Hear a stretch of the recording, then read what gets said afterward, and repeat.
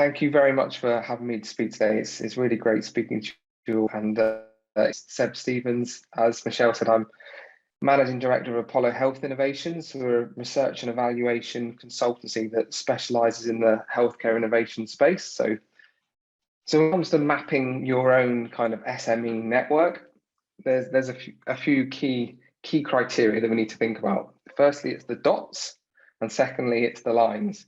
So the dots in your SME network we can think of really as the people. So it seems a bit reductionist and awful to reduce them to dots, but that's in reality what we do from a network analysis perspective. So you first need to think kind of who are your dots, and thinking about your dots from an SME network perspective, it's usually worthwhile thinking who are the people that are most critical to the functioning and the development of your SME. So you can sit down and we're going to provide after this session an Excel spreadsheet as kind of a template, and you could just sit down and spitball who are, for example, the top 50 people that you know and work with or are involved in your SME and are critical to its functioning externally. And then we can have a think about what do you know about these people? So kind of where might they be geographically located?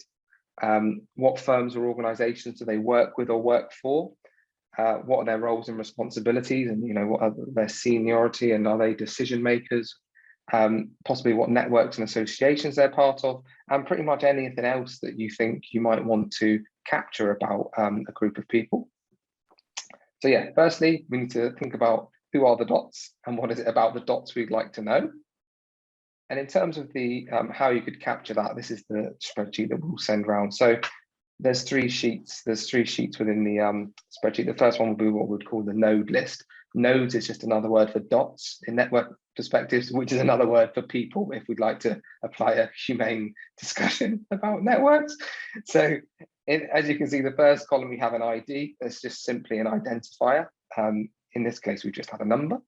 Then you can include the name, obviously, of the person that you're thinking of in your network, and then all the other columns that we've created here are just attributes of that person. So in this case, for example, in column C, you can see, does this person work in Cornwall? So if the person does work in Cornwall, we would put a 1, and if they don't work in Cornwall, then we could put a 0. So this would just be a binary attribute of do they or don't they work in Cornwall. The next one could be anything. Are they a X type of entity? Are they part of X professional network? There's as many types of attributes as you possibly could think of. You can add into that list. So that's firstly the defining of the dots. Ready to move on, Andrew? Then we need to obviously think about the lines. So the lines obviously connect the dots, and they are what forms our network. From an SME network perspective, there are lots of different things that we could look to measure. So it doesn't necessarily just need to be, do I know this person or not?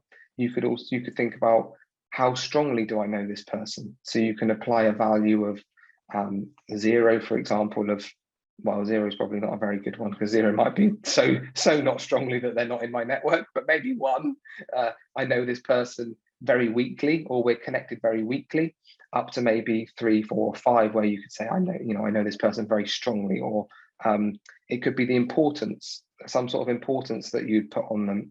It could be importance in terms of business development. It could be a number that it identifies how long you've known them. So if you wanted to map, who are the people I've known the longest? Frequency of interaction, how often do I meet with these or speak with these people? So really there's an unlimited number of types of line or connection that you could think of, but it might be easier in the first case to think of maybe how strongly you know them or how valuable they are to your business development or sales, for example. So if we move on to the spreadsheet, in this case, we've just provided a few examples of what you could use. So you would copy across the same list of names that you'd recalled in the first exercise. You would put that list of names into the first column on the spreadsheet, and then you would go through each of those names and you would then attribute a value to it. So if we look at column C again, For this example, it'd be how strongly am I connected to each of these people? So you would go down through the list, and I could say, okay, I think John Smith. Yes, I'm very well connected to John Smith. I highly value them and speak to them all the time. I'll give them a value of 3. But you might think, actually, Alison Masters, actually, I'm reasonably weakly connected. I'll give them a value of 2. You could also then have any other types of connection that you wanted to explore. So it could be frequency of contact. As we said, it could be whatever else. You would then add them as additional columns and then add a value to that. Thank you, Andrew. And so where we've got to so far, if we think in a network perspective, we've just got the connections between us and the people that we are connected to. But to really bring a network to life, you need to add structure to the network. And to add structure, we need to think, do the people that I know each other? And that's what brings in the structure to your network. Now, it's obviously quite difficult to know with any great level of certainty whether everyone in your network possibly knows everyone. And like Andrew said, when we went through the exercise with him, Andrew Kellard, sorry, make sure we're using our surnames. Andrew Kellard had to think about, does each of the person in his network know each other? So often you could have a very good idea of whether you think they do, and you can have a very good guess, but obviously you may not know with any high level of accuracy. But what we can do is we can indicate the extent to which we think each of those people know each other, and that will add the structure and bring the network to life. And we do that in this spreadsheet in sheet 3 on the relationships. In order to complete this in a structured way, you work across the rows. So you would pick the first person, the first row. Let's go, for example, not to you, but to John Smith. And you would work along the row and look at each of the names in the column and decide how strong, whether you think that person has whether you don't know, whether they have a weak, strong, or very strong connection. So if I look at row 3 and think John Smith across to Sally, I can think to myself, to what extent does John know Sally? Yes, I think John knows Sally quite well. I'd give them a value of 2. I then go on to the next one would be, I'd read across, how well do I think John knows Helen? I don't think John knows Helen very well. I'd give them a 1. And you would then work across the rows. And when you get to the end of the row, you go on to the next row and you'd keep going until you filled out all of the network. This would then add the structure into a network ready for when you fed it into the mapping software that Andrew would talk about and bring your network visually to life. So the hardest thing, so there's lots of different drawing tools that one can use. So first of all, I'm going to bring in the data. And so I don't want to go into too much detail here, but essentially we need to just open the data. And again, don't worry about following along. It's all in the presentation. And we're going to open if I have to remember it right, this way around, it's called a DL file. There's all sorts of different formats, which makes it a bit complicated, but the key is to get the data in here. So this is the network. Let me just move. So this is this network that we've guesstimated, essentially, because understanding the structure of the network can be very, very useful. And so when we put the numbers into the spreadsheet, we chose different levels of connectivity. So we can see different levels of connectivity in this particular layout in a second once I press a couple of different buttons. But essentially we have your SME, which is in the middle, which is not surprising because your SME will be connected to everybody. We can spot individuals who, at least from your perspective of how the network works, are more connected than others. Everybody but James is just a random name that I generated, but I decided I put James in the center of the network because my view is he's in the center of the Cornish SME networks. So I don't know, I don't see James's picture, but hopefully he's smiling. So what you can see in here is the people who are central, and this drawing algorithm puts the more connected people in the middle. So your SME, James, Michael Senior here, Charmaine, etc. Don't worry about the arrows. Essentially, everything should have double arrows because if what A knows B, B knows A. I can actually take the arrows off. Let me do that. Just to make it simpler. So when you're thinking about your network, you can see that, oh, okay, of the people that I know in this network, some people are much more connected with everybody else, and some people are more on the edge. I'll just choose Debbie Green here, who's more on the edge of the network. And you've got to think, what does that mean to me? And what does that mean to how I might be able to sort of access resources and resources outside of the network as well.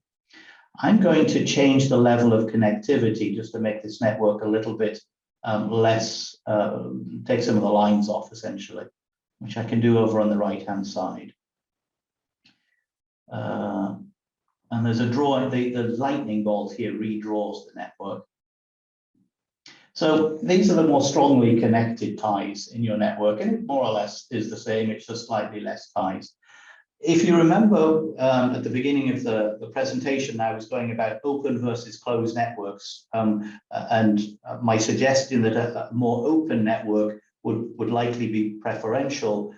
That's not what we see here. We see a more closed network. When we looked at Andrew Kellar's much larger network, he had various different subgroups that were very much disconnected from other subgroups. He talked about Premiership football teams, that was one subgroup, the NHS as another, and there were certain others as well that were fairly easy for us to pick out, that were sort of densely connected groups of people. Here it's more sort of everybody is connected to everybody.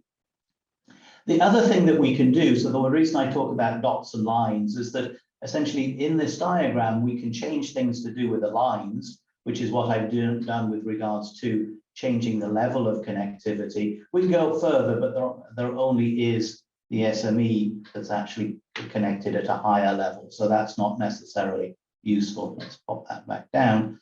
But we can color code the nodes. Essentially, we can put some kind of descriptor on the node, so we can see something from the way that the nodes might be in the network. So when I do this in companies, it might be that, oh, I don't know, all the extroverts are in the middle and the introverts on the outside. It's not actually the case, but you know, I don't know, all the women are in the middle or all the men on the outside. Again, that's actually not the case. But you can put different descriptors, so we can bring in that data as well. That's what I call attribute data.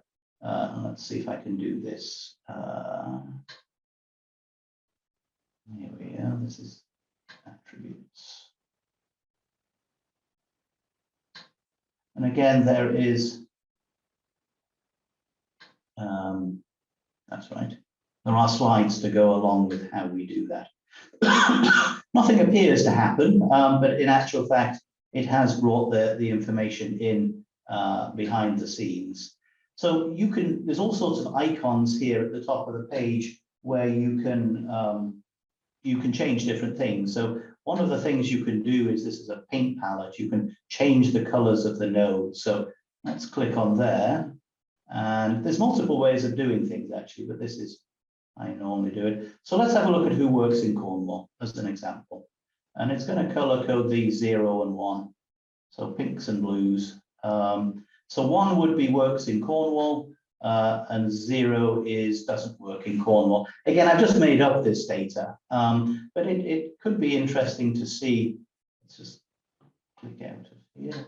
It could be interesting to see different attributes of where these individuals are in your network. So is it that the people that are more central or closer to you in the network are on in Cornwall, or is it that they're those that are outside of Cornwall are actually more central in your network, which would be unlikely, but is not impossible depending upon what it looks like. So what you're doing is you're starting to get this sort of bird's eye view of what your network looks like. And then you can start to think about, well, how can I benefit from this knowledge? So for example, I don't know, let's say if Michelle here and John Smith over there, who don't have any connection with each other, maybe maybe they do similar things or work in a similar field, and maybe that has some relevance to what you are doing yourself. Then you can think, well, should I try and connect John and Michelle together with yourself, essentially? So you can start to think about where it would be useful for you to to start to develop connections between individuals in your network. You can also think about, well, are there certain individuals you should maybe spend some more time with? If we're starting to look at essentially the level of connectivity. So we can specifically look at those that you're less connected to or less frequently connected. Let me just change that to =1 and redraw it. So these are the people that you're less well connected to or less frequently connected. You can start to think about, okay, well, should I spend more time with Debbie, who's in this case on the edge of the network, or should I spend more time with James, who's more central in this overall network? So at least this network of not very well connected people. So you can change things with regards to the, say, the dots and the lines, essentially. Let me go back to where we were and redraw it.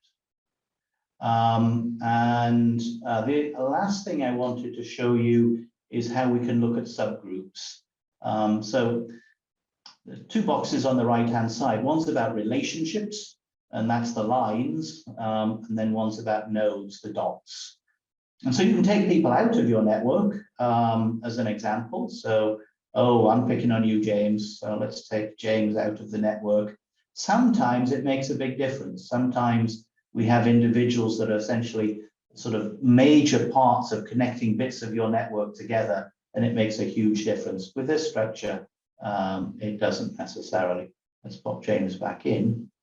But we can also look at, let's say, the Works in Cornwall network.